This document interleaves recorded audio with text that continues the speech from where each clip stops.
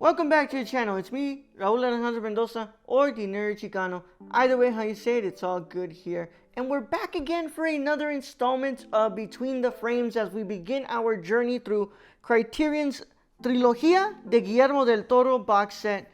Or this baby. This is the Blu-ray version that is out of print. And yes, it is a little banged up, but that is not my fault. This is actually how the set came in. And this is a very special set to me because of course it is from films of Guillermo del Toro, which is one of my favorite directors of all time. But this is also was a birthday present from my mom 4 or 3 years ago when I was like really starting to get into collecting Criterions. And this was a set that my mom bought me for my birthday.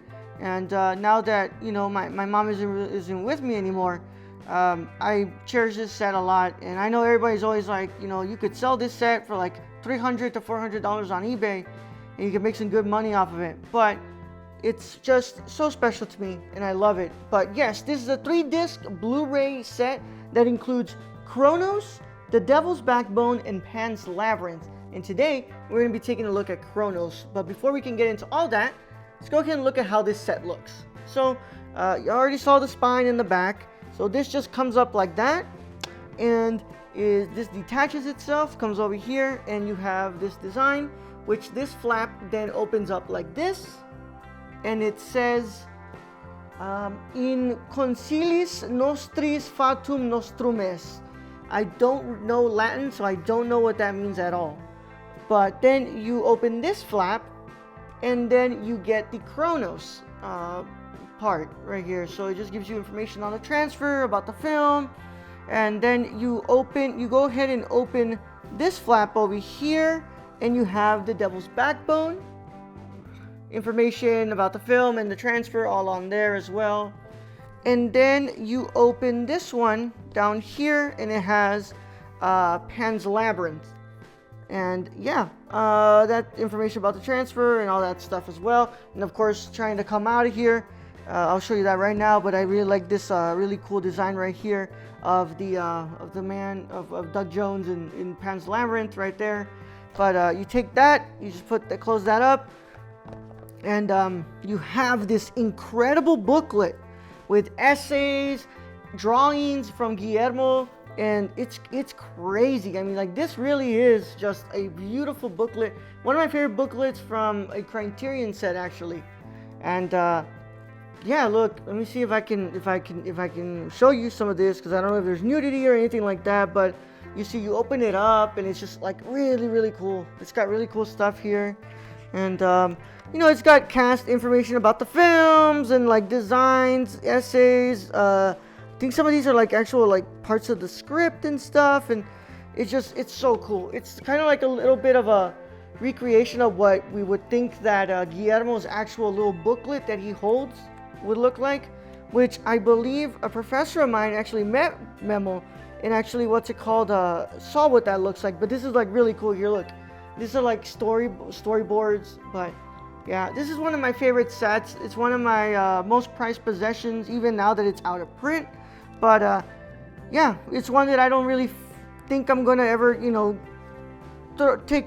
just throw away, or like, well, not throw away, I'm sorry, like get rid of. I'm not gonna sell it. It's gonna stay in my collection. I wish that it wasn't as beat up as it is, because it did come like that. But of course, you know, I take them as they got them, and I'm just happy to have this. So of course, this is out of print. You can only get these 3 films by actually buying them individually. The set is still available in DVD, which you can get, but the Blu-ray version of this doesn't exist. It's not being printed anymore. It's not sold anymore. This is just how you know, you gotta buy it on eBay, and even then, it's really expensive. But of course, before we can get into talking about the film, let's go ahead and look at the introduction from Criterion.com.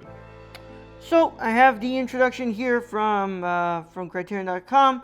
Guillermo del Toro made an auspicious and audacious feature debut with Cronos, a highly unorthodox tale about the seductiveness of the idea of immortality.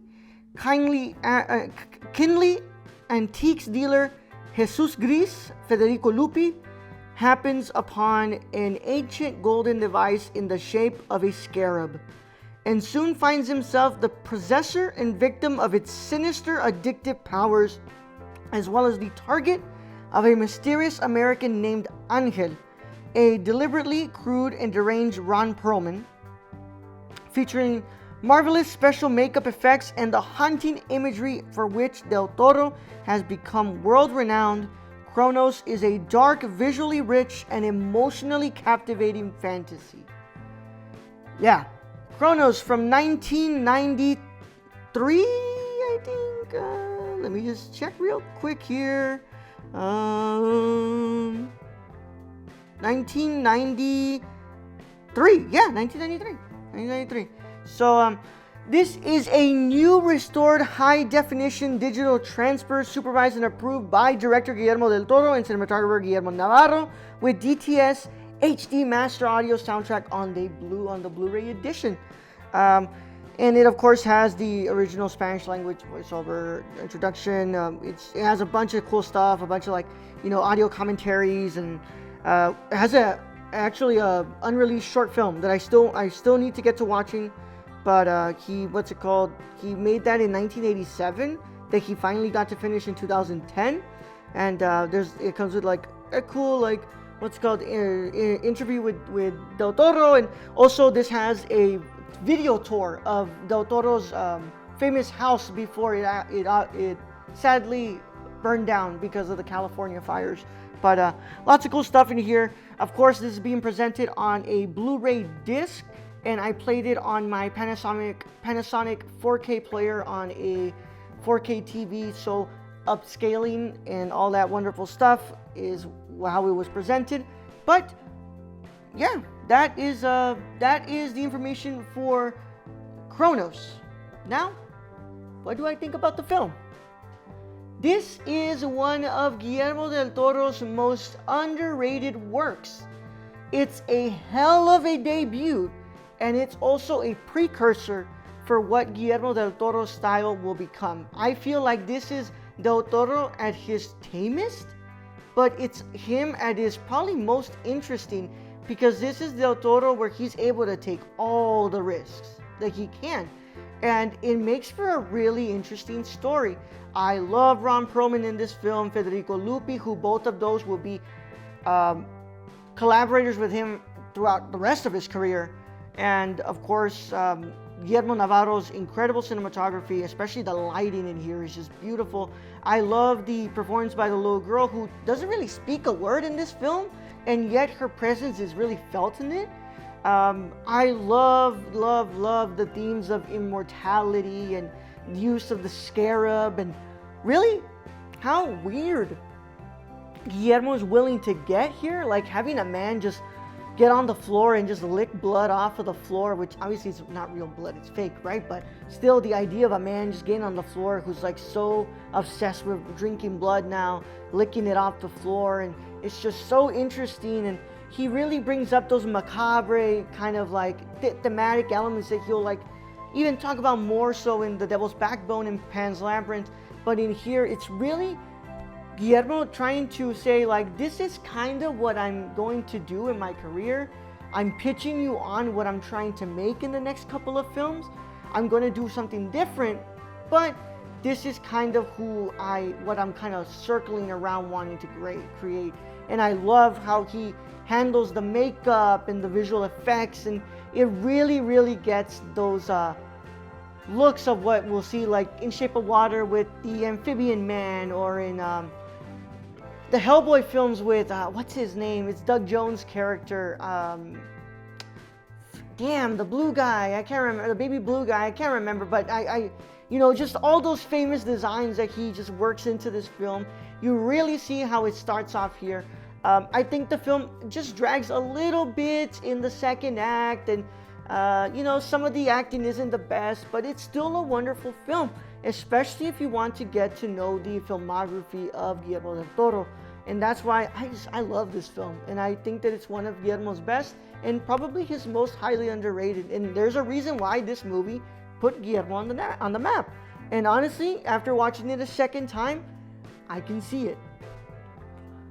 Now, let's talk about the transfer. The transfer is an HD transfer. I never saw this before. So I'm literally going, like, not saw this before. I've seen this before, of course. I watched this set. I never saw this before the transfer. So I don't know what this looked like before. But if I'm going solely off what I saw, I really like how they worked in making those colors pop. Especially that little girl when she is wearing her red. You really see how well those reds are popping out. Especially the gold, and the gold especially how it's popping out as well. When you're inside the scarab and you see how the gears are turning and you see the red and the gold kind of complement each other so well. I think they did a great job at the visual aspect here. And I think that especially at night, some of those scenes which probably before this transfer didn't look as great, now it looks so beautifully done, and you can tell how great the lighting is. I really, really do like the visual aspect of this film, and I think it's a very well done transfer of it to HD. Maybe one day we can get a 4K copy of this. I'm not really clamoring for it because, you know, this is one that I don't think that he'll end up putting on 4K anytime soon. But I would like to be proved wrong. But I love the way this looks, and especially the shadows and the way that the contrast complements each other. I can't stop singing the praises. This is probably one of my favorites of those transfers in the early releases of Criterion on Blu-ray, and especially one of my favorite transfers when it comes to restored versions of Guillermo del Toro's films. The audio master track is the DTS HD master audio track, which is great. Dialogue sounds crisp. The soundtrack sounds great as well. There's anything for me to compare it to because I didn't watch this before it was this transfer, so I can't really say anything about that. But I think that to my ear, it sounds great. This isn't Dolby Atmos. This isn't Dolby Digital, but it is still the original DTS HD cleaned up, and I love that. And I think that it works really well, especially when you're listening to that score in there, which is really, really good. But the audio sounds great, and really nothing bad to report here. I think it's a great one to start the set with, and I'm really excited to talk to you all next week about The Devil's Backbone. So, yeah, thank you all so much for sticking with me while we talked about this. And of course, if you want to keep up to date with me on all social media, you can follow me on Instagram, Twitter, Serialized, Letterboxd, under the Nerdy Chicano. And make sure you go ahead and keep up to date with all the things that I do on with the Nerdcore. At thenerdcore.com, twitch.tv/thenerdcore, youtube.com/thenerdcore. And make sure that you leave a like and you subscribe to this channel and you turn on that notification bell so you don't miss a single lick of content. Of course, we will be talking about The Devil's Backbone next week. And then the week after that, we will do Pan's Labyrinth. And of course, this is a 3-disc set, so the next set will be revealed on the last video of this set. But without further ado, it's been a lot of fun talking to you all. And of course, my renowned cinephiles and scholars, celebrate the love of cinema today, tomorrow, and every day after. I'll see you on the next one.